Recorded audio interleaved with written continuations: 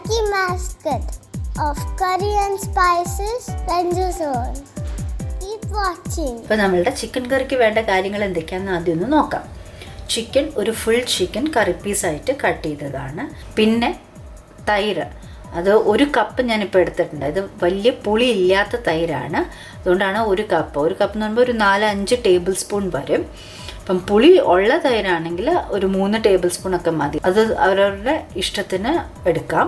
പുളി ഇല്ലാത്ത തൈരാണ് എടുക്കുന്നതെങ്കിൽ 4 ടേബിൾ സ്പൂൺ തൈര് എടുക്കാം. പിന്നെ സവാള, ഒരു ഫുൾ സവാള, ഇഞ്ചി വെളുത്തുള്ളി പേസ്റ്റ് 2 ടേബിൾ സ്പൂൺ, മല്ലിപ്പൊടി 1 ടേബിൾ സ്പൂൺ, മഞ്ഞൾപ്പൊടി 1/2 teaspoon, garam masala 3/4 tablespoon, പിന്നെ Kashmiri chilli powder 1/2 tablespoon.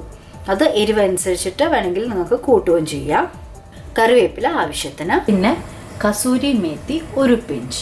പിന്നെ ഇത് ശരിക്കും നമ്മൾ ചപ്പാത്തിക്കൊക്കെ ഉണ്ടാക്കുന്ന ഒരു കറിയാണ്. അപ്പം ചെറിയൊരു മധുരം അല്ലേ ഇടയ്ക്കുള്ളത് നല്ലതാണ്. അതുകൊണ്ട് ഞാൻ കുറച്ച് 1 ടീസ്പൂൺ അല്ലെങ്കിൽ 1 ടേബിൾ സ്പൂൺ വരെ കിസ്മിസ് ഇടാം. ഇപ്പോൾ കിസ്മിസിന് പകരം നിങ്ങൾക്ക് ഡേറ്റ്സോ എന്ത് വേണമെങ്കിലും അങ്ങനെ ഇടാം. ഞാൻ നോർമലി കിസ്മിസ് ആണ് ഇടാറുള്ളത്. അപ്പം ചപ്പാത്തിയുടെ കൂടെ കഴിക്കുമ്പോൾ ചെറിയൊരു മധുരം ഉണ്ടാവും. ഈ എരിവിൻ്റെ കൂടെ ഒരു മധുരം കൂടി ഉണ്ടാവും. ഉപ്പ് ആവശ്യത്തിന്, പിന്നെ ഗാർണിഷ് ചെയ്യാനായിട്ട് മല്ലിയില. ആദ്യം നമുക്ക് ആവശ്യത്തിന് എണ്ണ ഒഴിച്ചു കൊടുക്കുക. എണ്ണ ഒന്ന് ചൂടാകുമ്പോഴത്തേക്ക് സവാള, അതുപോലെ തന്നെ ഇഞ്ചി വെളുത്തുള്ളി പേസ്റ്റ് ഇത് നന്നായിട്ടൊന്ന് മൂപ്പിക്കാം. സവാളയുടെ കളറൊക്കെ ഒന്ന് മാറുന്നത് വരെ മൂപ്പിച്ചെടുക്കാം. കറിവേപ്പിലയും കൂടെ ഇടയ്ക്കൊന്ന് ഇട്ട് കൊടുക്കുക.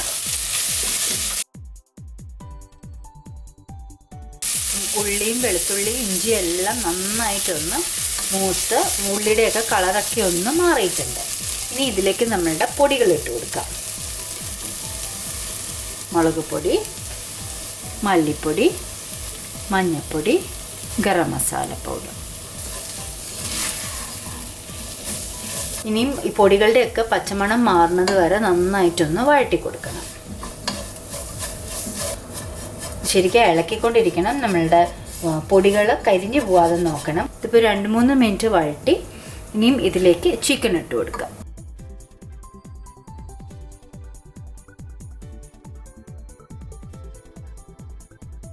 ഇപ്പോൾ ചിക്കൻ ഇട്ട കൂടെ തന്നെ നമുക്ക് തൈരും, പിന്നെ നമ്മളുടെ കിസ്മിസ്, ആവശ്യത്തിന് ഉപ്പ്, ഇതെല്ലാം കൂടെ നന്നായിട്ടൊന്ന് മിക്സ് ചെയ്യാം. ഇനി നമ്മളിത് കുറച്ച് ഗ്രേവി ഉള്ള കറിയാണ്. അപ്പോൾ 1 കപ്പ് വെള്ളം കൂടെ ഒന്ന് ഒഴിച്ചു കൊടുക്കാം.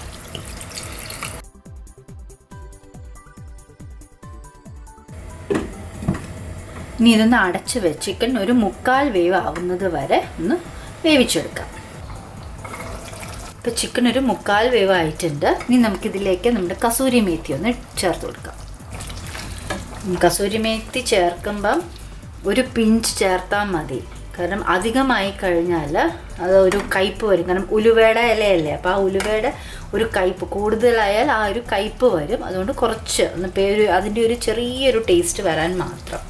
ബാക്കിയും കൂടെ ഒന്ന് ചിക്കൻ വേവട്ടെ. 5 മിനിറ്റ് ആയിട്ട് വേവിക്കുകയായിരുന്നു.